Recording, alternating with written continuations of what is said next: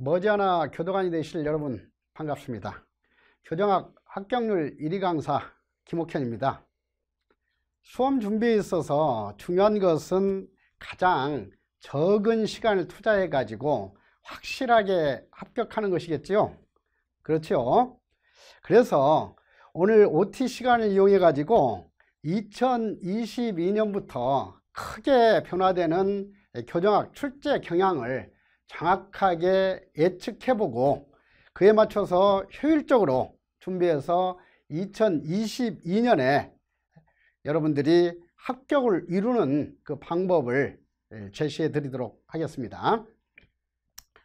지금 여러분들 잘 알고 계시다시피 2022년부터 9급 교정직 국가시험에 있어서 이 교정학 개론이 필수 과목으로 변화가 되죠.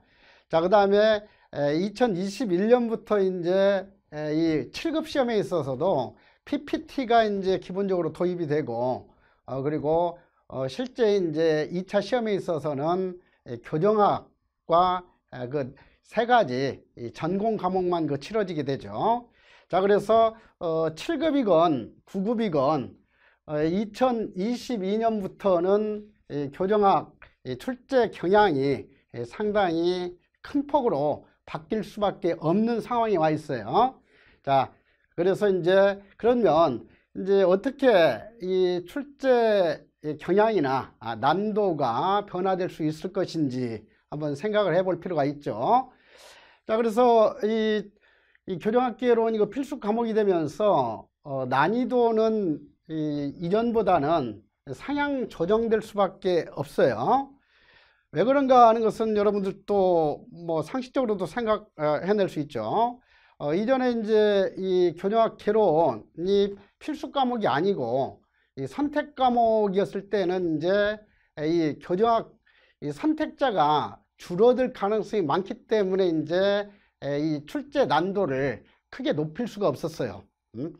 그래서 이제 그간에는 이 교정학 개론에 있어서 변별력 있는 한두 문제를 빼고는 그렇게 이 고난도 문제가 높은 비중을 차지하지 않았었죠. 자, 그런데 이제 22년부터는 필수 과목으로 이렇게 변화가 되기 때문에 그런 것에 대해서 이제 그 출제위원들이 어떤 그 제약을 받을 필요가 없게 된 거예요.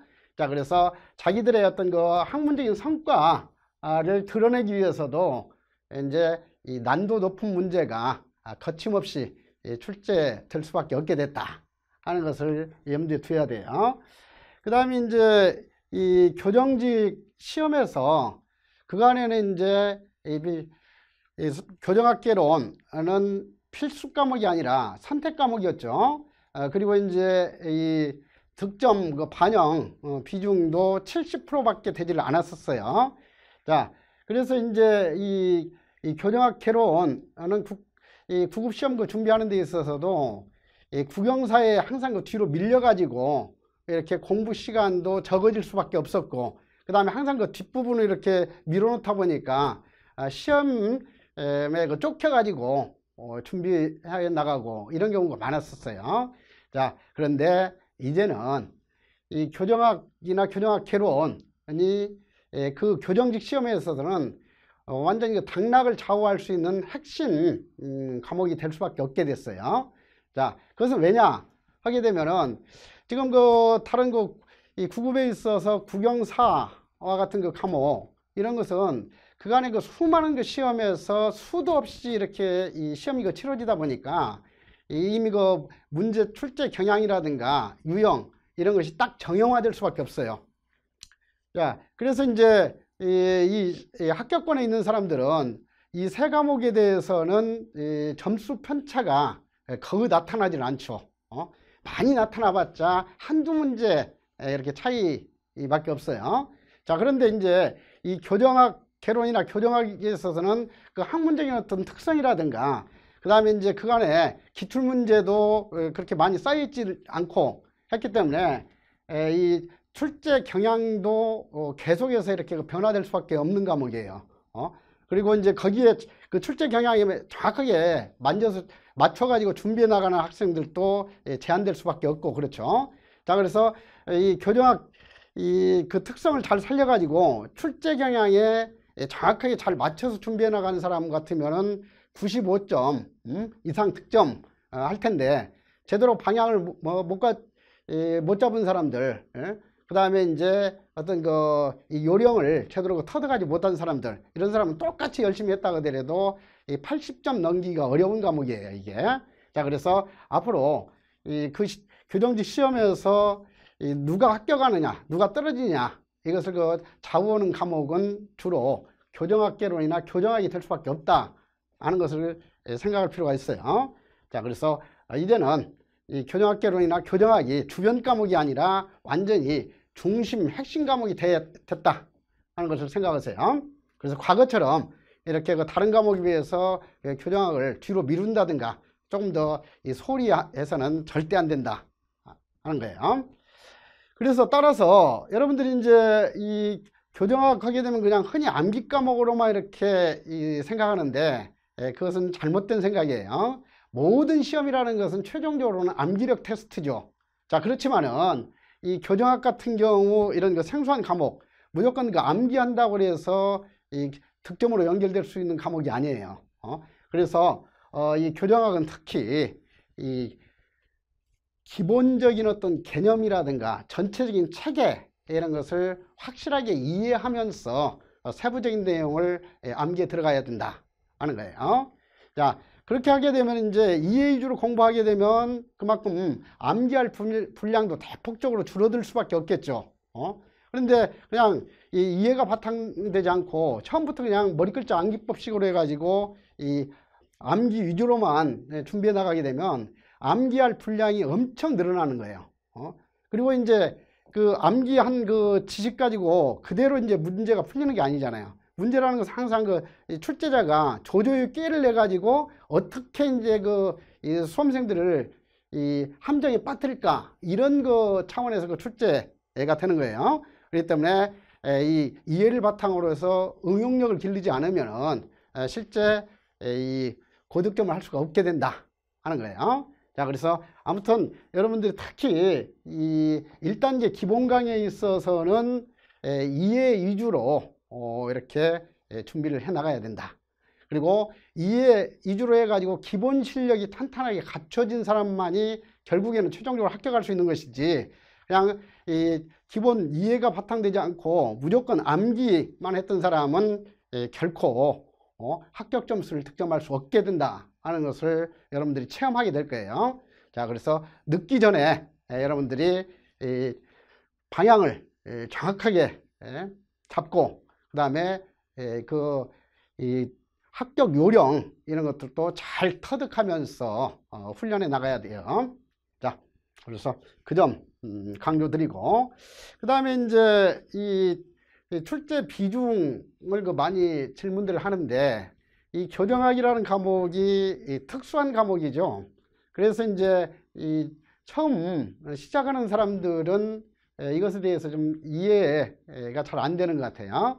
자, 그래서 먼저 이 교정학이라는 과목의 특성을 말씀을 드리면은 이 교정학은 실제 교정학 개론 또는 교정학이라고 해서 시험이 실시가 되고 있지만 이 교정학 개론이나 교정학은 실제로는 두 개의 독립된 과목으로 구성되어 있어요. 하나는 순수한 교정학이고 다른 하나가 이제 형사정책학이죠.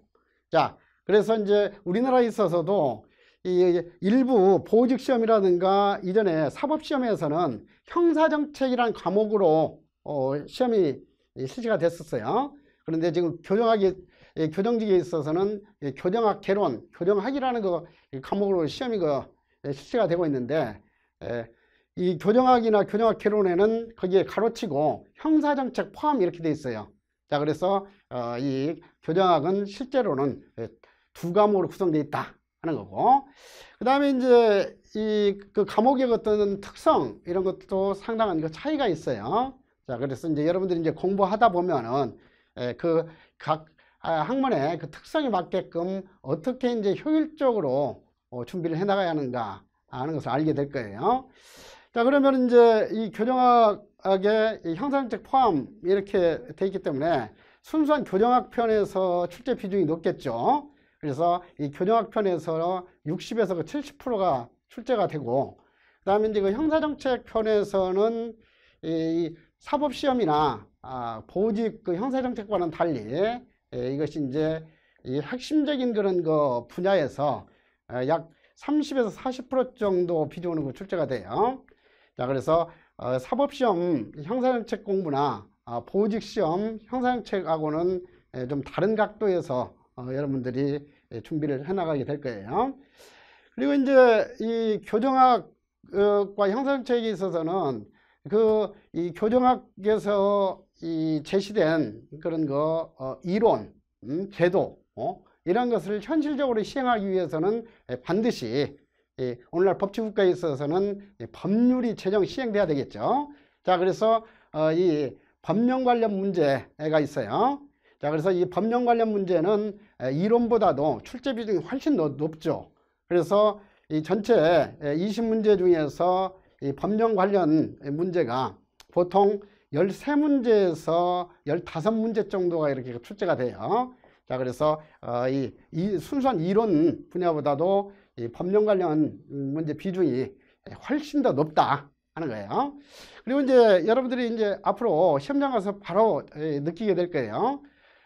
처음부터 EA주로 이렇게 이론 공부한 사람들은 실제 시험장 들어가서 이론 관련 문제에서는 틀릴 가능성이 거의 없어요. 제대로 이해가 돼 있고 하게 되면은 구체적으로 세부적인 내용 암기되어 있지 않다 하더라도 정답은 쉽게 이제 가려지게 돼요. 자, 이런 점에서도 내가 이 EA주의 그런 거 접근을 강조하는 거야. 자, 그래서 이제 이 이론에서는 거의 뭐 틀릴 가능성이 없어요. 근데 이 법령 관련 문제에 있어서는 출제 비중도 높지만 그 해당 그 법령 조문을 교묘하게 이렇게 뒤틀어 가지고 함정을 유도를 해요. 그렇기 때문에 지금 점수 편차가 나타나는 것은 주로 이 법령 관련 문제다 하는 것을 알게 될 거예요. 그래서 앞으로 이제 그 강의를 하면서 내가 그 관련 법령 이런 것은 아주 계속해서 강조를 하게 될 거예요. 자, 그래서 그 출제 비중 이런 것은 그렇게 이해를 하고, 그 다음에 이제 앞으로 이 강의가 교정 보호 단계에 있어서 그 커리가 지금 제 강의 같은 경우는 5단계로 이렇게 구성이 되어 있어요. 그래서 1단계 교정학 형사정책 기본 강의가 있고, 그 다음에 시간도 이제 1단계 교정학 형사정책 기본 강의, 이게 이제 가장 길게 편성이 되어 있죠. 그 다음에 이제 2단계에 있어서는 객관식 기출 예산 문제 강의 해가지고 교정학 형사정책 편 이것을 이제 같이 아울러 가지고 이 2달에 걸쳐서 실시가 돼요. 자, 그래서 객관식 기출 예상 문제 강의를 통해서는 이제 그 안에 공부했던 내용이 실제 시험에서 어떻게 이제 그 반영이 되는가 이런 것을 파악할 것이고, 그래서 이제 어떻게 해야 이제 이 효율적으로 득점할 수 있을 것인가, 이 문제풀이 요령을 많이 훈련받게 될 거예요. 그래서 시험에 있어서는 많이 아는 것보다도 특히 이제 그 요령이 중요하다 하는 것을 생각하면서 2단계에서는 그 지식도 지식이지만은 그 지식 가지고 이제 어떻게 명확하게 암기되어 있지 않다 하더라도 기억이 좀 흐려져 있는 상태에서라도 정답만큼은 확실하게 이렇게 가려낼 수 있는가, 이 합격 요령을 여기서 강조하면서 강의가 이루어질 거예요. 그 다음에 이제 이 3단계, 이것은 이제 이 3단계와 4단계는 이 보충 강의예요. 그러니까 1단계, 2단계, 그리고 5단계는 필수 컬이라면 3단계, 4단계는 자기 수준이나 준비 상태 이런 것에 맞춰서 이제 보충적으로 보완하기 위한 강의죠. 그래서 3단계에 있어서는 이 교정학 관련 법령하고 형사정책 관련 법령 훈련 강의로서 이렇게 이루어져요. 자, 그래서 여기에서는 이제 이 법령을 중심으로 하면서 이제 거기 관련된 그 제도라든가 이론까지 이렇게 종합하면서 다시 한번 상세하게 법령 훈련을 하게 될 거예요. 그다음에 이제 이 4단계 강의는 보통 이제 시험 3개월 정도 앞두고 그 안에 공부했던 내용 이런 것을 완전히 이렇게 집약하기 위해서, 그래서 다시 한번 이제 전체적인 체계를 확립하기 위해서 이제 주제별 총정리 강의 이루어져요.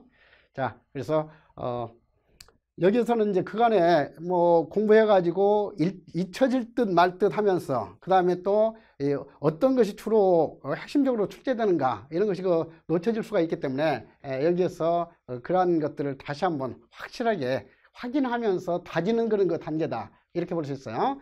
그 다음에 이제 5단계 강의는 시험 한 달 전쯤에 이제 끝나는 강의죠. 그래서 시험 한 달 전쯤 해가지고 시험 직전 예비고사 해가지고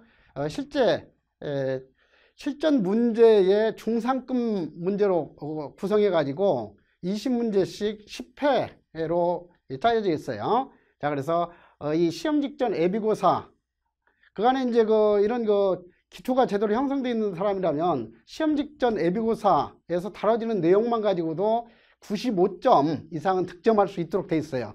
그러니까 그간에 여러분들이 이제 이런 것은 객관적인 자료가 다 나와 있잖아요. 이전에 기출문제하고 이런 교재가 있었으니까 아마 이렇게 대비해 보면 알겠지만은 이 시험 직전 예비고사에서 다뤄진 이 선택 지문 유형하고 비슷한 그런 문제들이 거의 매년 90% 정도 출제가 됐었어요. 자, 그래서 그간에 시간이 부족하다든가 하는 사람들은 나중에 이 5단계 시험 직전 예비고사만을 집중적으로 공부를 하게 되더라도 충분히 합격을 이룰 수 있게 될 거예요. 자, 그리고 이렇게 단계가 구성되어 있지만은 지금 초시생하고 재시생, 삼시생 이런 것은 자기 수준이 다르기 때문에 이것을 그대로 따라갈 필요는 없어요. 그러니까 재시생 이상이라면 1단계 교정학 형사학적 기본 강의 이것을 그간 처음부터 암기식으로 공부한 사람이 아니라면 구태여 듣지 않아도 될 거예요. 그래서 이제 이 재시생, 삼시생 이상은 2단계 객관식 기출 예상 문제 강의 중심으로만 이렇게 해나가는 것이 가장 효과적이에요. 그리고 나서 이제 법령이 특히 부족하다 하면은 법령 보충한다든지, 그리고 법령 이런 것도 전체적으로 다 이렇게 순차적으로 강의 될 필요가 없는 거야. 기본적으로 돼 있는 사람 같으면은 나는 특히 이제 안전과 질서 그 관련 조문들이 약하다라든가 하면 주로 그 부분만 다시 한번 이렇게 돌려서 강의를 듣거나 아주 충분해요. 그리고 주제별 총정리 강의도 확실하게 다질 필요가 있는 그런 초시생들이나 이런 사람들, 아니면은 이제 1단계, 2단계가 충분히 된 재시생 이상 같은 경우도 여기에서 총정리하기 위해서 한번 정도 빠르게 이 교재를 보면서 강의를 듣는다든가 하면 훨씬 더 도움이 될 거예요. 자, 그래서 아무튼 이 5단계 강의에 있어서 자기가 이 준비 수준에 맞게끔 선택해서 이렇게 들어야 된다. 그렇지만 초시생 같으면 반드시 1단계 강의하고 2단계 강의는 필수 코스로 들어야 된다. 1단계, 2단계가 제대로 돼 있지 않는 사람은 여기 5단계에서 유사한 문제가 90% 이상 들어있다고 하더라도 제대로 그것이 소화가 안 돼요. 자, 그러니까 그 점 주의하도록. 그리고 이제 그간에 내가 2016년부터 이 공단기에서 다시 이 강의를 시작을 했었는데, 그래서 법검단기의 강의 후기 여러분들이 보셨는지 모르겠지만 거기 몇 년 동안 강의 후기가 주로 이 합격자들이 많이 올렸더라고요. 그런데 그래서 이제 약 70개 가까이인가 이렇게 강의 후기가 있던데, 거기에서 95% 이상은 정말 이 강의 커리대로 따라왔더니 자기도 모르는 사이에 완전히 자동 암기가 되더라 하면서 합격에 너무 큰 도움을 받았다 하면서 이제 감사 글로 많이 올라와 있는데, 이 2건인가 3건은 이 강의 진행하는 데 있어서 이 잡다한 말이 많다, 이해가 제대로 안 된다, 이런 것도 강의 후기도 있더라고요. 그러니까 그것은 왜 그러냐면 기본 강의를 통해서 제대로 기초 실력이 되어 있지 않기 때문에 나는 그냥 어떤 그 해당 페이지에 있는 내용, 그것을 그냥 단독으로 그것만 그냥 이렇게 설명하고 진도 빼고 이러질 않아요. 그것은 나중에는 이 득점이 별 도움이 되질 않아요. 진도는 뭐 빠르게 나가고, 그 다음에 회독수는 늘려줄 수 있을지 몰라도 그것은 절대 합격에는 도움이 되지 않는 그런 그 방식이에요. 그래서 나는 해당 어떤 그 내용이 나오면 뒤에 있는 내용, 앞에 있는 내용 이런 것을 다 이렇게 종합해서 연결해서 이렇게 설명을 해줘요. 자, 그러기 때문에 아마 그 기초가 안 돼 있는 사람 같으면은 그런 거 연결해서 설명하는 거 이런 것이 뭔가 잡설처럼 들릴 수도 있고 이해가 안 되니까 이제 짜증나고 이럴 수밖에 없어요. 자, 그래서 그런 나중에 이제 그런 느낌을 받는 사람 같으면 아, 내가 기본이 좀 너무 부족하구나 생각해서 좀 시간이 걸리더라도 이 기본 강의를 한번 재생시키고 강의 들으면 훨씬 더 효율적이고 그럴 거예요. 그래서 그렇게 좀 참고하도록 하세요. 자, 그러면 이제 이렇게 강의 커리가 구성되어 있는데 지금 이제 시작할 것이 1단계 기본 강의죠. 자, 그래서 앞으로 이제 여러분들이 1단계 기본 강의에는 어떻게 수강하면서 준비를 해야 되는가 관련해서 설명을 좀 드리도록 할게요. 자, 지금 이 교정학이나 교정학 개론에 있어서 여러분들이 딱 그 첫 페이지 펴면은 분명히 한글이기 때문에 읽어 나가기는 하는데 한 페이지 전체 읽어도 이 단어의 뜻이 무슨 뜻인지 이게 이해되지 않는 경우가 태반일 거예요. 자, 그래서 이제 뭐 생소한 용어가 나오는데 그러니까 이게 이 다른 과목하고는 좀 비교하면 그렇잖아요. 국어, 영어, 한국사 이거 초등학교 때부터 익숙하게 됐던 그런 이 내용들이에요. 다만 이제 이 공무원 시험에 있어서는 그 깊이와 넓이만 좀 차이가 있을 뿐이지 그 관련된 내용 이런 것은 너무나 익숙한 그런 단어들이고 그렇죠. 자, 그래서 이건 친숙하게 이렇게 느껴지는데 이 교정학이나 형사소송법에 있어서는 용어 자체가 전혀 이 일상적으로 사용하는 그런 뜻이 아니에요. 그래서 아주 생소하게 느껴질 거예요. 자, 그래서 이 생소한 이런 용어 예를 들면은 이제 뭐 비슷한 것 같지만 앞으로 이 수용자 하게 되면 그 수용자하고 차이가 있는 것이 이 수형자라는 그냥 한자 차이죠. 수형자.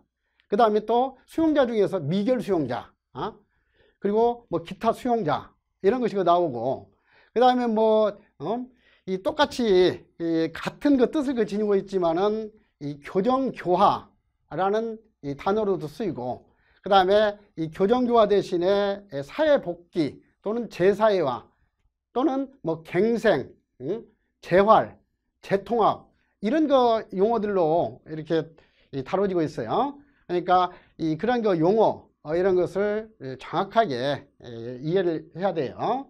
자, 그래서 그런 용어가 제대로 이해가 되지 않으면 전체 내용이 이제 뭐 오해독을 한다 하더라도 계속해서 이제 헷갈릴 수밖에 없고 그리고 그런 상태에서는 20회독을 한다 하더라도 이제 결코 60점 이상 득점할 수가 없게 되는 거야.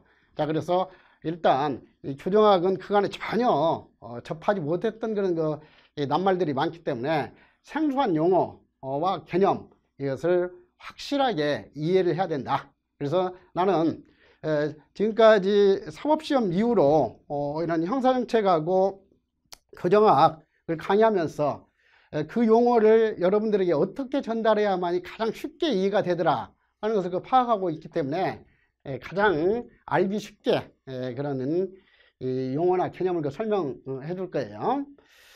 그 다음에 이제 시험이라는 것은 어차피 이 시험에 있어서 공부는 학자가 되기 위한 공부도 아니고 뭐 교양 넓히기 위한 공부도 아니에요. 그래서 이 공부한 내용 이것이 시험하고 연결되지 않으면 아무런 의미와 가치가 없는 거예요. 자, 그래서 철저하게 내가 강의할 때마다 관련된 지식이 시험에는 어떻게 이제 연결이 되는지 이것을 제시를 할 거예요.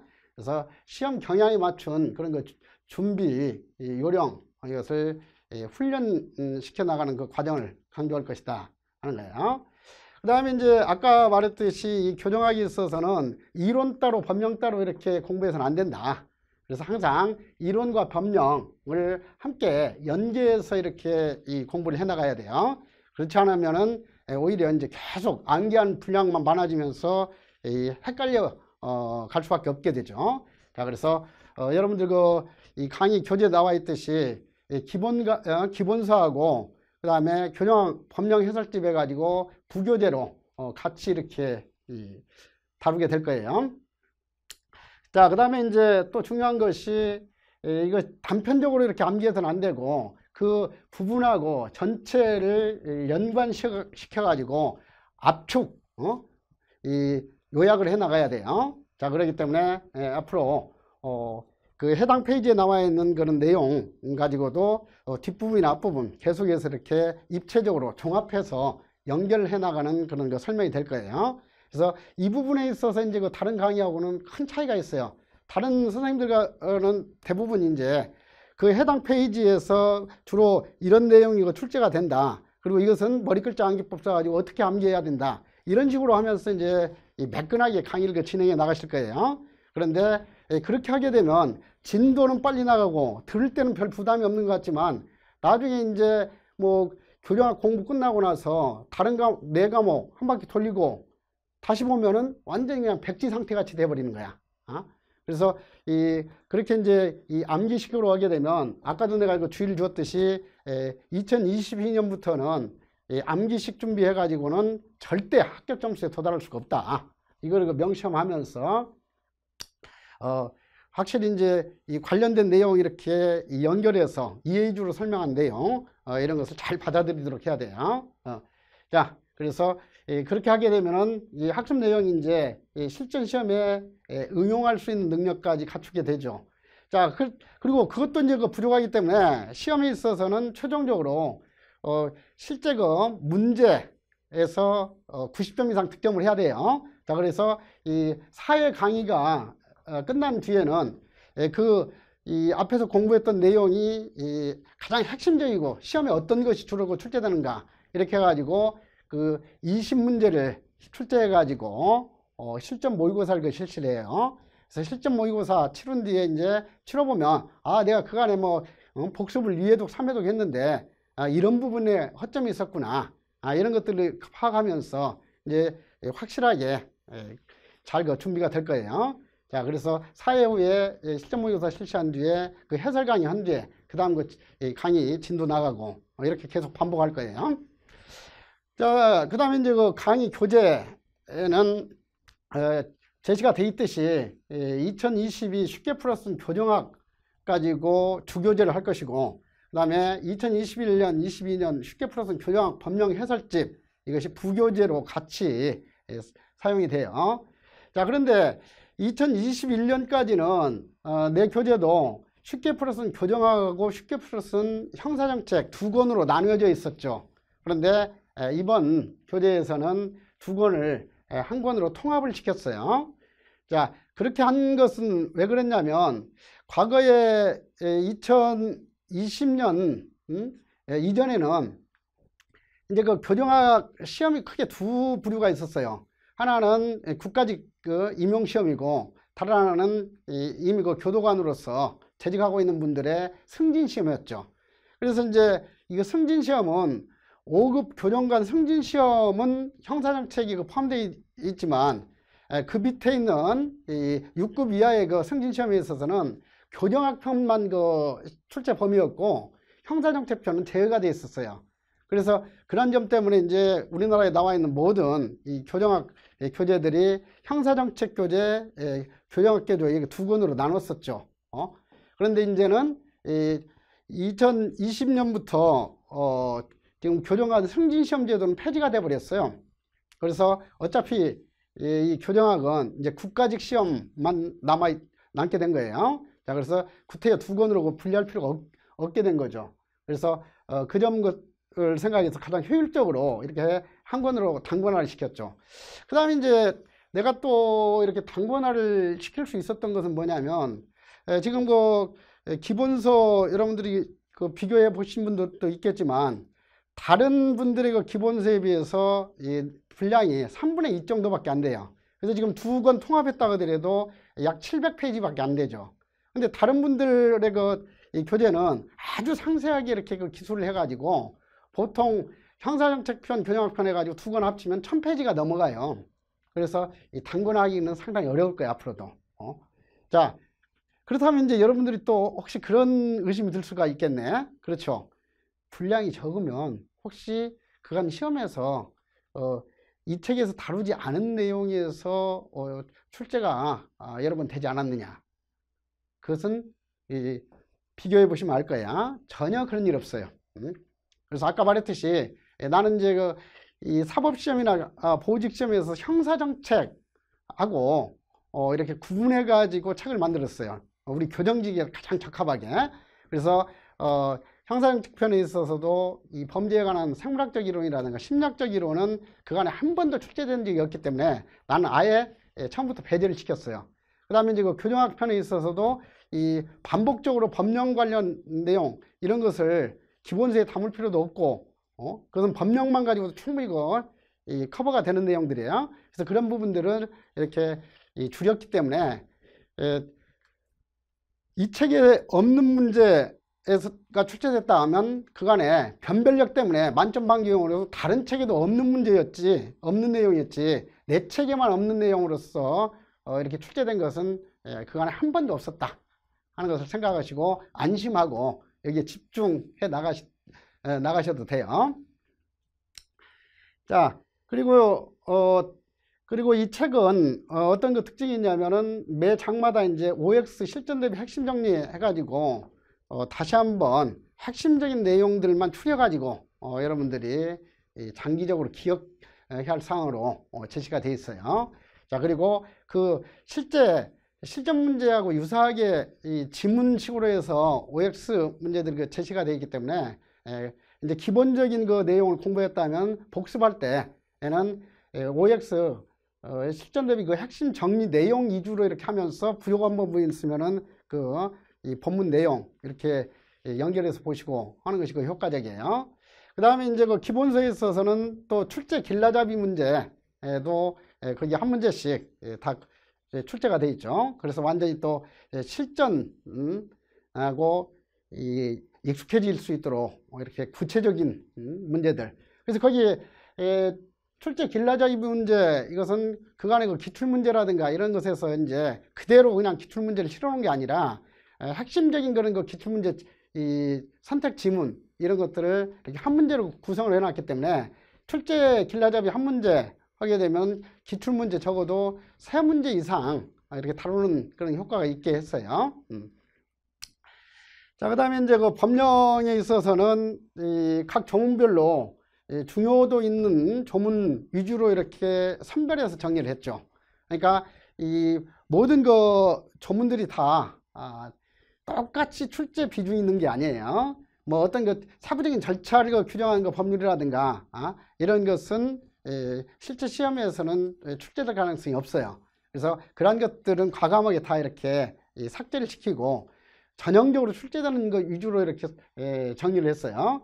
그러면서 이제 그것도 부족하기 때문에 그 법령집에 있어서는 다른 책과는 달리 그 법 조문과 관련해서 그 해당 조문 내용 이것이 출제자들이 어떤 형태로 이렇게 교묘하게 말을 바꿔서 함정을 만드는가 이런 것을 이제 감안해 가지고 그 각 조문별로 일일이 함정 패턴을 같이 가로치고 이렇게 해놨어요.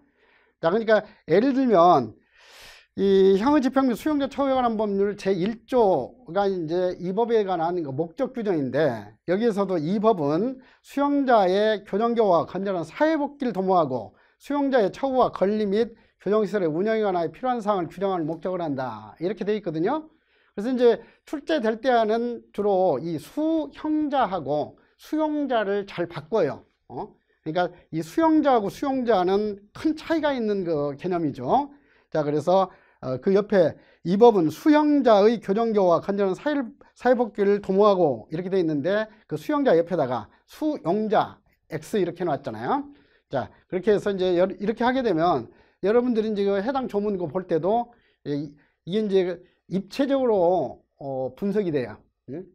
그러니까 앞으로 이제 여러분들이 알겠지만 아무리 조문 달달달 암기하고 있다고 하더라도 시험장 들어가 가지고 그 문제 보면은 오히려 더 헷갈려 버리고 이런 경우가 많아요. 자, 그래서 항상 이 조문할 때는 입체적으로 분석해 가지고 이 조문 내용은 어떤 형태로 실제 문제가 만들어질 것인지 이런 거 이 각도에서 준비해 나가야 된다. 그래서 그걸 충분히 살려놨죠.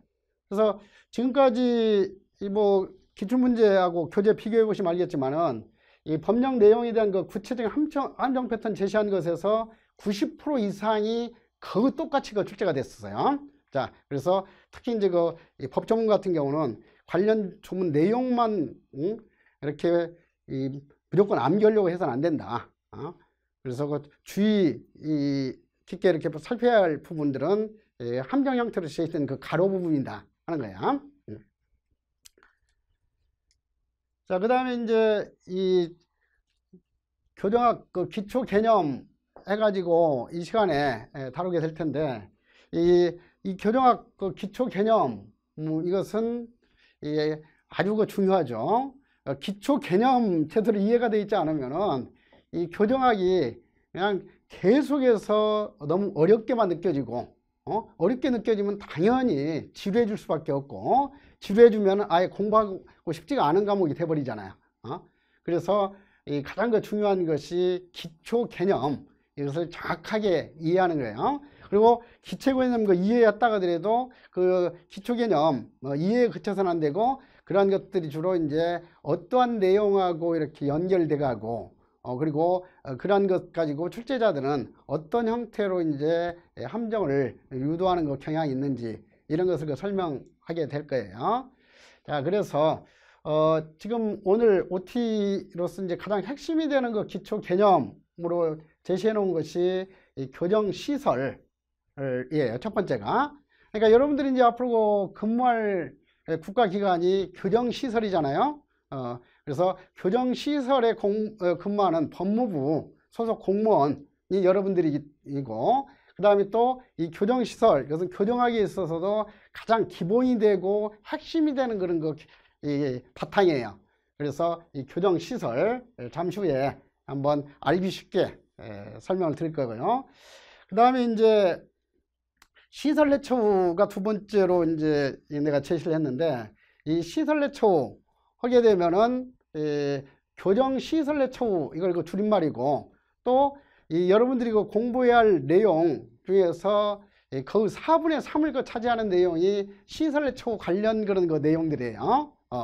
그리고 시설내처우에 대해서 규정한 대표적인 또 이 법률이 형의 집행 및 수용자의 처우에 관한 법률이죠.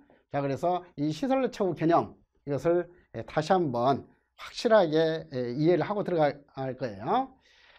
그리고 이제 시설내처우하고 완전히 그 반대되는 개념으로서 구분해야 할 것이 이 사회내처우라는 개념이에요.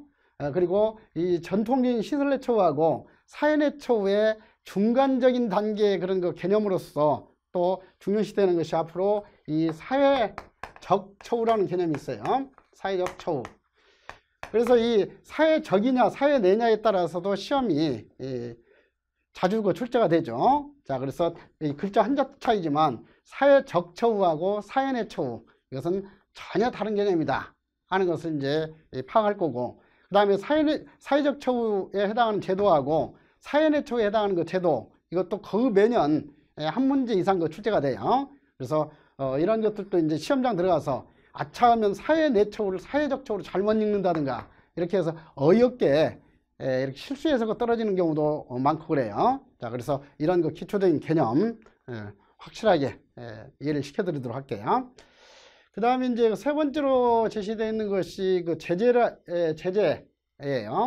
그래서 여러분들 이제 뭐 제재라는 것은 어떤 그 법률이라든가 규칙을 위반한 사람에 대해서 불이익을 가하는 조치, 이것을 보통 그 제재라고 하죠. 그래서 제재도 그 분야에 따라서 여러 종류가 있어요. 뭐 민사적 제재 하게 되면은 이 어떤 그 손해를 끼친 사람에 대한 손해배상을 선고해 가지고 그 제재를 가하고, 그 다음에 뭐 행정적 제재로서 여러분들 자주 접하게 되는 것이 그 과태료 부과잖아요. 그래서 과태료, 이것은 나중에 이제 공부하게 될 형벌로서의 과료하고는 본질이 다르죠. 그래서 과태료, 이것은 수십 번 이렇게 부과받는다고 하더라도 전과자가 되질 않아요. 그리고 과태료, 이것은 뭐 10억이 부과될 수도 있고 하죠. 근데 이 과료, 이것은 형법에서 5만 원 미만이에요. 근데 이 5만 원 미만의 이 과료 형벌을 받으면 전과자가 되어버리는 거죠. 자, 그래서 제재도 이런 거 민사적인 제재, 행정적 제재가 있는데, 여러분들이 이제 교정학에서 주로 공부하게 되는 그 제재라는 것은 형사 제재예요. 그래서 이 형사 제재 하게 되면 대표적인 것이 바로 여러분들이 잘 알고 있는 형벌이에요. 그 다음에 이제 좀 생소할 수도 있는데, 이 형벌 다음으로 이제 역사적으로 발전한 제2의 형사제재라고 하는 것이 보완처분이라는 게 있어요. 그래서 이 보완처분, 이것은 이제 보완치료처분 그 줄임말인데, 이것이 이제 제2의 형사제재고, 이 보완처분에 대해서 주로 다루고 있는 분야가 바로 이 형사정책 분야예요.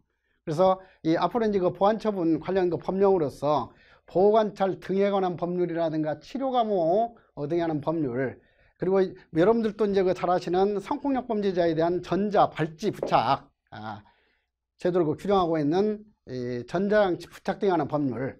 그 다음에 이제 이 성도착증 환자로서 성범죄를 범하면서 재범 위험성이 있는 사람에 대해서는 이렇게 이제 과거처럼 완전히 생식계를 도려내는 물리적 거세 방법은 오늘날 허용되지 않으니까 이제 이 약물로서 그러한 이 성충동, 주체할 수 없는 성충동 이런 것을 정상화시키고 억제하는 그런 그 조치가 있어요. 이것이 이제 성충동 약물 치료 명령 제도인데, 이런 것들이 다 이제 그 보완처분 관련 내용이죠. 그래서 앞으로 이제 성충동 약물 치료 명령 이런 것은 물리적 거세에 대비해 가지고 화학적 거세다, 이런 그 용어를 사용하고 할 거예요. 자, 그래서 앞으로 이런 그 보완처분은 주로 형사정책 관련 특별법으로서 많이 그 다루게 될 것이다.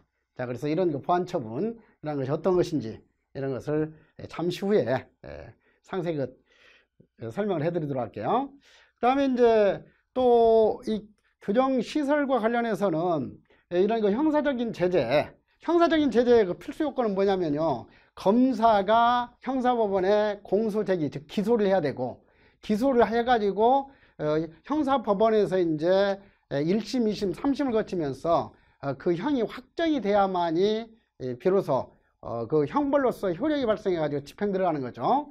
자, 그런데 이 징벌이라는 것은 그냥 행정기관 내부에서 법원의 그 심판 없이 그냥 독자적으로 어떤 그 불이익 조치를 가하는 것을 말해요. 자, 그래서 이 징벌로서는 여러분들이 이제 시험에도 거의 매년 한 문제가 출제가 되는 것이 형의집행부 수용자 처우에 관한 법률에서 규정하고 있는 그 징벌제도죠. 징벌. 자, 그래서 그 징벌 그 개념도 설명하고, 그 다음에 이제 똑같은 그런 이런 행정적인 그 제재로서 징벌을 이 보호소년 등의 처우에 관한 법률에서는 징계라는 그 제도로서 규정하고 있어요. 그래서 그런 이 관련성과 특성 이런 것을 구분해서 설명해 드리도록 할게요. 그 다음에 이제 네 번째로 그 핵심적인 것으로서 여러분들이 알아둬야 할 것이 바로 지금 형법과 형사소송법, 형의집행부 수용자의 처우에 관한 법률이죠. 그래서 이제 여기에서 교정학에서 주로 다루는 것이 바로 이 형법 조문에서도 이 교정학 관련 그 법령 이것은 기껏 해봤자 20개 조문이 안 돼요. 그래서 그 수백 개 형법 조문 중에서 이 교정 관련 법령, 형법 공부하게 될 거고, 그런데 이제 이 형법은 뒤에 그 설명이 되겠지만은 이 형법에 의해서는 구체적으로 이 세상에 범죄가 어떤 것인지, 그리고 그 범죄에 대해서는 어느 형벌을 어느 정도 갈 수 있는지, 이런 것에 대해서 실체적으로 이렇게 규정을 하게 돼요. 그래서 이것을 형법을 그 법률적인 성격에 따라서 구분할 때 실체법이라고 이렇게 부르죠. 그 다음에 이제 형법에서 규정한 그 범죄와 형벌에 대해서 이제 구체적으로 수사하고 기소하고 형사재판하고 형집행하고 이런 것을 이제 진행해야만, 이런 절차가 진행돼야만이 그 이 범죄를 범한 사람에 대해서 형사 처벌을 할 수 있게 되는 거죠. 그래서 이제 그 형법에서 규정한 그 실체적인 그 내용, 이것을 이제 형사소송법에서는 실천하는 절차로서 이렇게 세부적인 규정을 두게 돼요. 그래서 이 형법에서 형사소송법은 그래서 절차법이라는 성질을 지닌 법률이라고 설명하고 있어요. 절차법. 그 다음에 이제 형이 확정된 이후로는 구체적으로 이제 여러 군데 주된 업무가 되는 거죠. 형 집행이에요. 그래서 형 집행에 대해서는 형의 집행 및 수용자 처우에 관한 법률에서 구체적으로 규정을 하고 있죠. 그리고 이 형의 집행 및 수용자 처우에 관한 법률에서 이 형이라는 것은 지금 우리 형법에서 상식적으로 알고 계신 분들도 있겠지만은 우리 형법에서는 9종류의 그 형벌이고 규정하고 있어요. 9종류. 그래서 가장 이 강도가 높은 형벌이 사형이죠. 그래서 사형을 극형이라고도 하고 생명이라고도 하고 하는데 사형. 그 다음에 이제 자유형으로서 징역, 금고, 구류 세 종류의 그 형벌이 있어요. 그 다음에 그 재산형으로서는 벌금, 과료, 몰수가 있고 자격형 내지 명예형으로서 자격 상실과 자격 정지가 있는데 형의 집행 및 수용자 이 처우에 관한 법률에서 주로 다루는 이 형이라는 것은 자유형을 말하는 거야. 9가지 형벌 중에서 그 3가지 징역, 금고, 구류 그리고 좀 더 넓혀서 이제 벌금, 과료를 납입하지 않았을 때 이제 이 바꿔서 집행되는 것이 노역장 유치라는 게 있어요. 그래서 이 형의 집행 및 수용자 처우에 관한 법률은 그 자유형하고 노역장 유치에 관한 그 규정이다 하는 것을 이해하게 될 거예요. 자, 그래서 이런 그 법률의 어떤 그 차이점 이런 것을 잠시 후에 구체적으로 설명을 해 드리도록 할게요. 그 다음에 이제 오늘 마지막으로 핵심 기초 개념으로 다룰 것이 응보주의, 일반해방주의, 특별해방주의, 교육형주의라는 용어예요. 그래서 이제 그 교정과 관련해서 가장 그 중요한 것이 이제 이 특별해방주의와 교육형주의죠. 자, 그런데 이것이 뭐 형법 총론 대학교에서 공부한 사람들도 계속해서 이렇게 많이 좀 헷갈려하고 그래요. 그래서 내가 이것에 대해서 가장 알기 쉬우면서도 전혀 헷갈리지 않게끔 여러분들에게 설명을 해드리도록 할게요. 그래서 이런 이 기초 핵심 개념 이런 것을 정확하게 여러분들이 한번 이해를 해주시면은 앞으로 이제 그 전체 교정학 개론이나 교정학 공부하는 데 있어서 아주 쉽고 친근하게 느껴질 수가 있어요. 그런데 이런 거 기초 개념도 없이 무조건 그냥 처음부터 접근해 들어가게 되면은 뭐 이래독 이해독 해도 제대로 이해도 안 되고 머릿속에 남는 것도 없고 그래서 정말 싫은 과목이 될 수밖에 없어요. 자, 그래서 이 기초 핵심 개념 이것을 오늘 확실하게 이해하고 그 다음에 이제 내일부터 해가지고 기본서 가지고 진도 나가도록 할게요. 자, 그러면 잠시 쉬었다가 이 기초 개념 설명하고 오늘 강의를 마치도록 할게요.